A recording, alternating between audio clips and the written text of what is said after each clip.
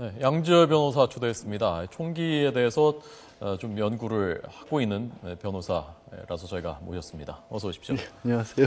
총기에 대해서 좀 많이 알고 계시죠? 그거는 뭐 예전에 이제 해외 연수 과정 중에 그냥 예. 심의 삼아서 좀 많이 봤던 그런 네, 정도입니다. 그때 왜 그 유병원 예. 사건 때 그때도 그것도 사실 문제인데요. 그때도 네. 허가되지도 않고 신고되지도 않은 그때 권총이 5자루 나왔지 않습니까? 예, 그렇습니다. 그때 사실은 그래서 저희가 좋은 말씀 들었었는데 그때 이제 처음 화면이 나왔을 때 제가 그걸 보고 저거는 사용할 수 있는 총이 아니다라고 바로 말씀을 드렸었죠. 예. 그 기억이 저도 나는데 지금 이제 방금 리포트에서 했던 것처럼 개인 소지 총기가 17만 건이나 되고 또 계속해서 불법적인 것들이 뭐 한 5년 내에 2만 건처럼 신고가 된다고 하지만 지금에 관한 건 더 문제가 밀수도 간단하게 되기도 하고요. 아니 그런데 그거 참 궁금한데요. 예.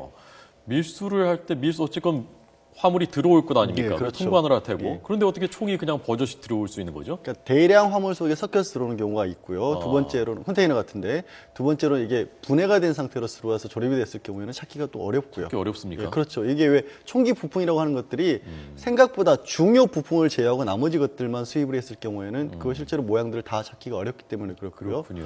그다음에 더 문제는 레저형 총이라든가 이런 어떤 그 심지어는 뭐 장난감이라고 부를 만한 수준의 총기들 같은 것들이 워낙 정교해지고 얼마 전에 3D 프린터로 실제 총을 인쇄해내는 그런 것들도 인터넷에서 돌아서 굉장히 화제가 됐지 않습니까? 예, 예.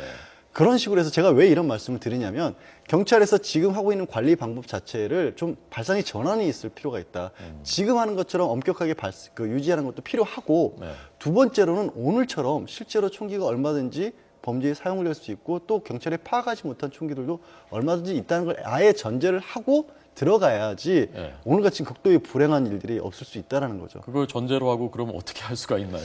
이게 사실상 이게 정말 관리할 수가 있는 건가 하는 의문까지 생기는데요. 그게 왜냐하면 이제 계속해서 검거를 하려는 노력도 하지만 예. 그런 어떤 유통을 시키려는 사람들 같은 경우가 좀 정해져 있거든요. 예를 들어서 그런 총들이 쓰이고 있다라든가 그런 총들을 주로 많이 수입을 한다거나 이런 유통 경로 같은 걸 끊임없이 주의를 해야 될 것이고 예. 또 범죄에 사용될 여지가 있는 것들이 없는지 이런 부분들을 고려해야겠죠. 오늘 같은 경우도 이제 경찰서에서 좀 다소 급하게 뭐 대책을 내놓긴 했던 것들이 뭐 신고된 것이 실제로 사냥에 쓰이는 것인지 시간 같은 걸 좀 단축해서 하고 또 이런 어떤 총기에 있어서 문제 정신병력이나 이런 것들이 있는 사람들의 관리를 좀 더 엄격하게 했다고 했는데 그런 것도 필요하고요. 네. 두 가지를 같이 가야겠죠. 예.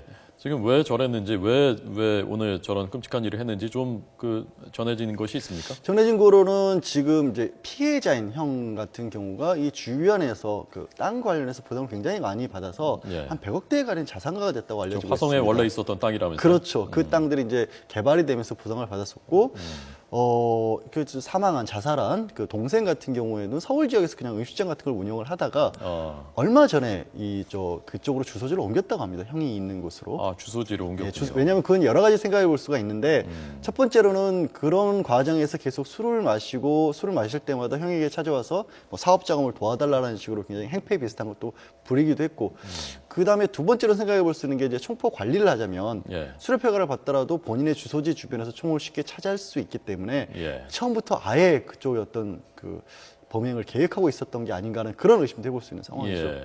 그 총기 관리되어 있는 그 실태를 봤더니 경기 충남 지역이 이번에 사고가 났었던 곳이 예. 세종시 충남 그 인근이고 그리고 이번엔 경기도 화성이고 그런데 그쪽이 또 총기가 많이 그 신고가 돼 있더군요. 아무래도 지역에. 이제 뭐 그쪽 지역에서 수렵이라든가 이런 것들이 활발하게 이루어질 수가 있기 때문에 신고가 네. 많이 돼 있고 그런 부분에 있어서 굉장히 걱정스럽기도 한 게 저는 그제 있었던 세종시 사건이 네. 오늘 당일 사건에 아주 영향을 끼치지 않았을 것이라는 생각이 안 들어요. 네. 왜냐하면 사람이 나쁜 범죄라고 하는 것을 정말 알고 보면 뻔한 거지만 그런 식의 발상을 한다는 게 쉽지 않은 일이거든요. 예, 예. 근데 본인이 나도 총기가 있었지라는 생각을 하는 순간에 굉장히 문제가 심각해질 수 있다는 거죠.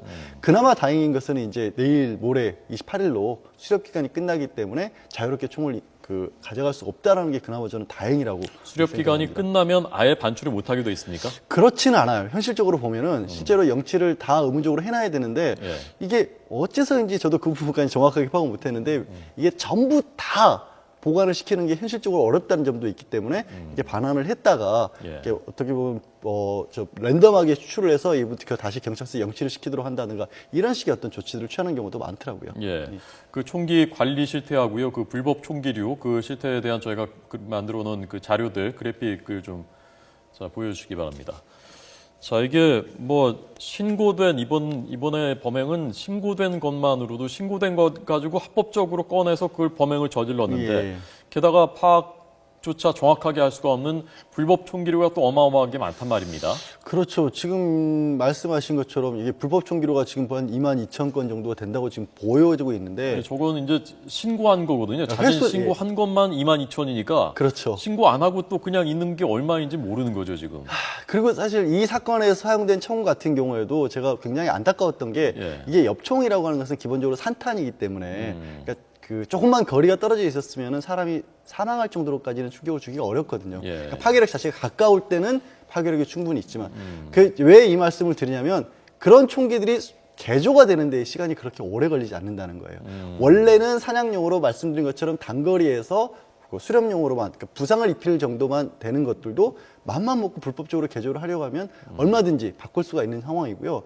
그 어떤 보관하는데 경찰서에 영치하는 데 있어서도 뭐 산탄처럼 엽총 같이 화약류를 사용하는 거는 그 원칙적으로 보관하는 걸 원칙으로 하지만 그보다 구형이 낮은 공기총 같은 것들은 또 신고하고 개인이 소지하고 있을 수 있는 것들도 있거든요. 예, 근데 예. 그것조차도 이렇게 가공을 하게 되면 인명살상용으로 쓰일 수 있는 가능성들이 굉장히 높은 것들이죠. 예. 그래서 제가 아까 초반에 말씀드린 것처럼 경찰에서도 그런 부분을 좀 바꿔야 된다, 인식을 바꿔야 된다. 네. 오늘 이게 순직하셨다고 저는 부르고 싶습니다. 경감께서도 가실 때 방탄복도 없었고 그냥 안전장비도 없이 그냥 테이저건 하나 가지고 직접 가셨잖아요. 그게 좀 인식이 없었다는 알던 거죠. 사이라면서요, 범인하고요. 아무래도 이제 그런 어떤 행패를 계속 부렸다는 얘기는 예. 이제 파출소 지구대로 가죠. 신고가 계속 갔었을 것이고 지구대 신세도 몇 번 졌고 그렇죠. 평소에 그런- 말썽 많이 일으키는 그 노인이니까 예, 이번에도 그렇죠. 가서 잘 설득을 해야 되겠다 이렇게 하고서 갔겠군요. 차마 뭐 상상을 못 하셨겠죠. 예. 근데 예. 신고는 총을 맞고 총을 쐈다라는 신고를 접수를 한 것 아닙니까? 그렇죠. 그러니까 그런데도 불구하고 그렇게 어떻게 보면 다소 무모할 만큼 예. 물론 이제 이 지구대의 그 관할 책임을 맡고 있는 사람은 현장에 무조건 가장 빨리 도착해서 상황을 정리해야 된다는 의무가 있기 때문에 예, 예. 그런 점 때문에도 있었지만 동시에 생각해 보면 총기를 소지하고 있는 용의자에 대해서 어떻게 반응을 해야 하고 어떻게 대응을 해야 된다는 것이 잘 숙지가 안 돼 있었다는 반증이기도 하거든요. 네. 어찌 보면요, 이번 그 두 번 이틀 사이로 일어난 이번 그 사건들이 대한민국은 지금까지 총기에서는 자유로운 나라라고 국민들이 인식을 하고 있었는데 이번 두 번의 사건을 계기로 해서는 이제는 아니구나라는 것을 국민들도 인식하고 경찰에서 물론 더 인식을 해야 될 것이고 그래서 뭔가 좀 그 발상의 패러다임을 바꾸는 대비를 하는 그런 계기가 돼야 되지 않을까 싶습니다. 저는 예를 들어서 그러니까 미국식 관리 방법 같은 것들도 저는 정확하게 관리 방법이 어떻다라고 말씀드리는 건 아니고요. 예. 왜냐하면 미국은 워낙 총기 자유화 국가니까 그런 어떤 오랜 역사를 가지고 있는데도 불구하고 범죄 예방을 하는데 어떤 식으로 관리하는지 이런 것도 좀 배워볼 필요가 있다고 하는 게 예. 가장 단적인 예로 미국에서는 장총, 그러니까 큰 총들은 딱히 별도의 허가나 이런 것들을 안 받아도 됩니다. 왜냐하면 그건 눈에 보이기 때문에 그냥 상관없이 일반인도 쉽게 구입을 할 수 있고 오히려 사람 눈에 띄지 않기 때문에 다른 사람들이 몰래 피해를 줄 수 있는 권총류는 관리하는 이런 방법을 택하고 있거든요. 그러니까 그거를 하자는 그런 말씀이 아니라 그런 식으로 오랫동안 자기네들 문화에 맞게끔 관리를 해왔던 노하우를 가지고 있으니까 네. 그쪽은 어떻게 관리를 하고 있는지도 사법당국에서 좀 배워볼 필요가 있지 않을까 싶은 거죠. 알겠습니다. 자, 저희가 3시에 2부에 계속해서 이 소식 속보 그리고 청와대 인사 오늘 드디어 단행됐습니다. 속보로 계속해서 심층적으로 전해드리겠습니다. 양 변호사님 고맙습니다. 네, 고맙습니다.